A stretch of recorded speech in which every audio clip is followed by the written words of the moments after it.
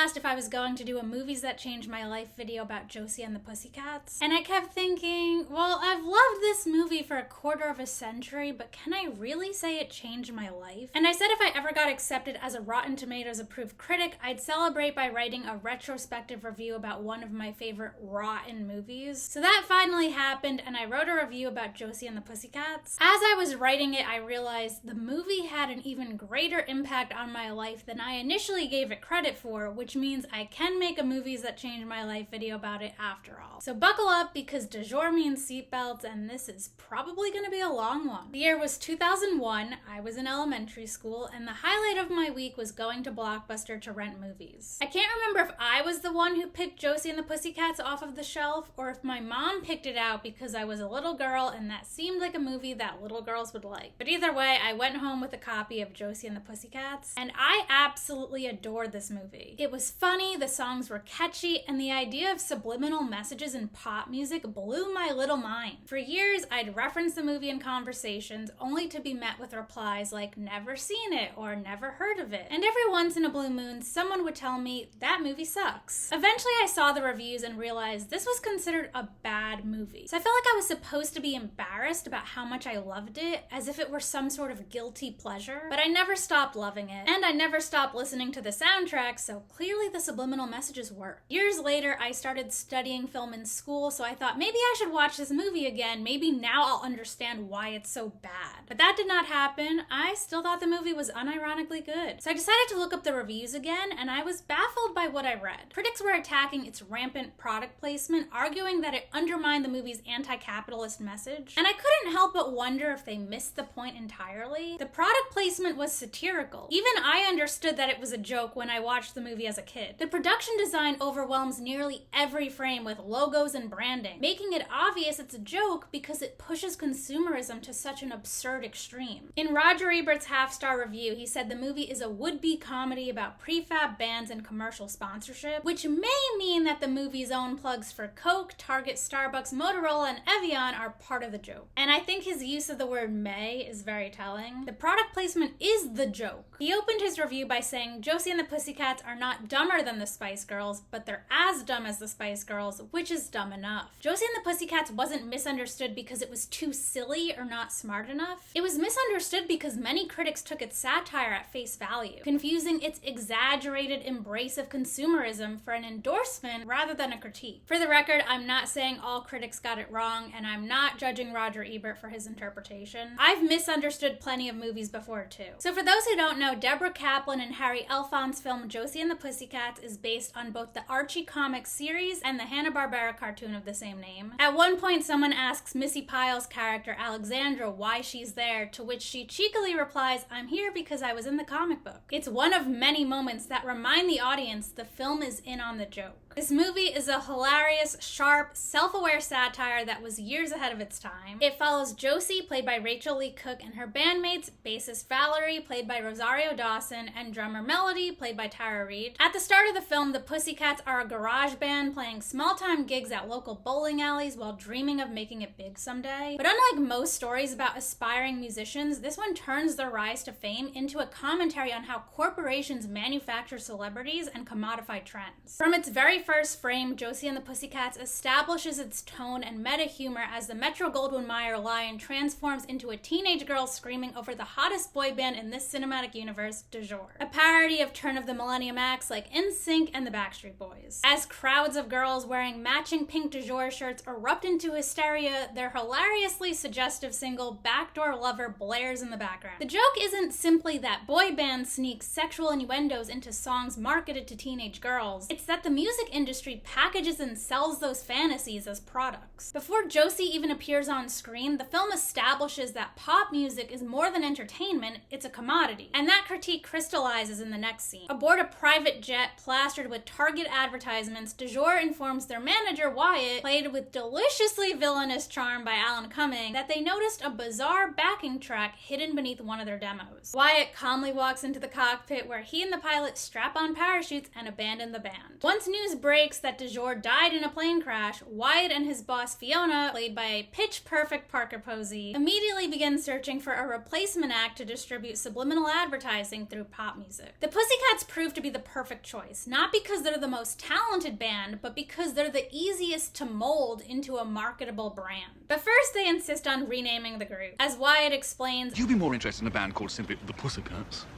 Or are you more likely to buy a CD, or read a comic, or watch a cartoon, or go and see a movie about a trio of luscious ladies called Josie and the Pussycats?" The line works on multiple levels. It's a wink to the audience acknowledging that Josie and the Pussycats has existed as a comic, a cartoon, and now the very movie we're watching. But it also exposes Wyatt's worldview and motives. He isn't interested in the band's music, he's interested in building a brand. He wants to turn them into something he can sell. Josie and the Pussycats wasn't the first satire about consumerism to involve subliminal messaging. In fact, it's often jokingly described as John Carpenter's They Live for teenage girls. But what made it groundbreaking was the way it filtered its critique of consumerism through the lens of teen pop culture, with messages like, "Heath Ledger is the new Matt Damon. You're nobody without an Abercrombie & Fitch vintage tee." Deborah Kaplan and Harry Elfont's screenplay understood that corporations aren't simply selling products, they're selling carefully curated trends and meticulously manufactured celebrities. And in many ways, its commentary feels even more relevant today in an era dominated by influencers and algorithm-driven advertising. This movie was one of my first memorable experiences with meta humor. At one point, the phrase "Josie and the Pussycats is the best movie ever" briefly flashes across the screen as a piece of subliminal messaging. As a kid, I thought it was hilarious, but it also made me realize the film was willing to make fun of itself just as much as it made fun of pop culture. That same playful self-awareness carries over into the vibrant cinematography and energetic editing. One standout sequence is the makeover montage, which simultaneously charts the band's rapid rise to fame with the slick pacing and glossy aesthetics of an early 2000s music video. That sequence visually reinforces the film's commentary on the music industry, illustrating how it packages image and celebrity as products to be sold. As someone who first saw the film in elementary school, this movie was also my introduction to satire years before I learned the term in school. It also helped shape my taste in music. As a kid, I was always listening to whatever was on the radio, and the boy bands I mentioned earlier dominated the charts alongside artists like Britney Spears and Christina Aguilera, whose lyrics and image often catered to the male gaze. I was familiar with pop punk thanks to bands like Blink-182, but Josie and the Pussycats taught me that women could also make music within that genre and didn't need to cater to male fantasies. Sure, some of their songs were about boys, but they were often songs of frustration and independence rather than longing or desperation. To this day, Three Small Words remains one of my favorite songs. The chorus is empowering. It's about recognizing your own worth and realizing that someone who failed to value you from the start isn't worth chasing. It's also an incredibly clever piece of songwriting because it functions as a countdown.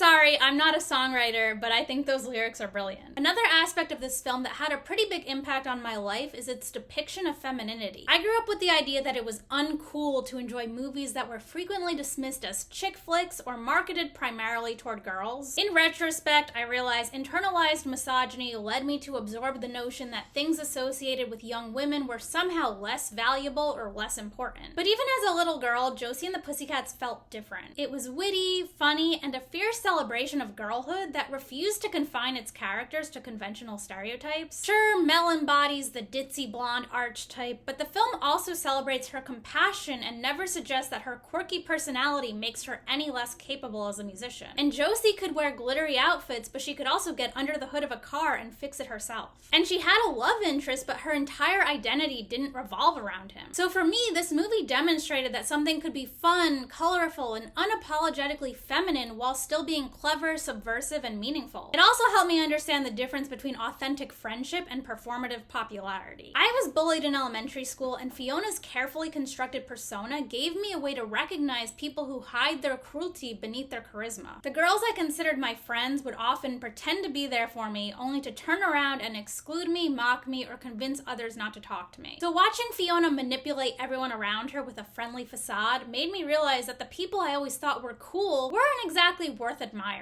This movie showed me the value of genuine friendships, such as the one between Josie, Val, and Mel. Some might argue that Fiona is too cartoonish of a villain, but her exaggerated nature reflects the film's comic book and cartoon origins while also mirroring the kind of phony charm I had experienced from people in my own life. This film taught me that the people who make you feel valued are the ones who matter, not the ones who appear to be admired by everyone else. Josie and the Pussycats also proves that a movie doesn't need to be a critical or commercial success, and it doesn't need to win awards to be significant. What truly matters is whether people are still talking about it decades later and finding something meaningful within it. It may have been dismissed by many critics when it was released, but its satire, humor, heart, and catchy songs have allowed it to live on. And it may have seemed like a simple teen comedy, but it's actually a clever critique of consumerism, capitalism, conformity, and celebrity culture. What's ironic is that a movie about corporate manipulation and subliminal marketing eventually found its audience and gained the recognition it deserved, and it wasn't because of how it was marketed. It was because it made people laugh, it had something to say, and people genuinely connected with it. I'm grateful that Josie and the Pussycats ultimately found the audience it was always meant to reach, and continues to inspire people to revisit it, discuss it, and celebrate everything that made it so special. Because after all, Josie and the Pussycats is the best movie ever.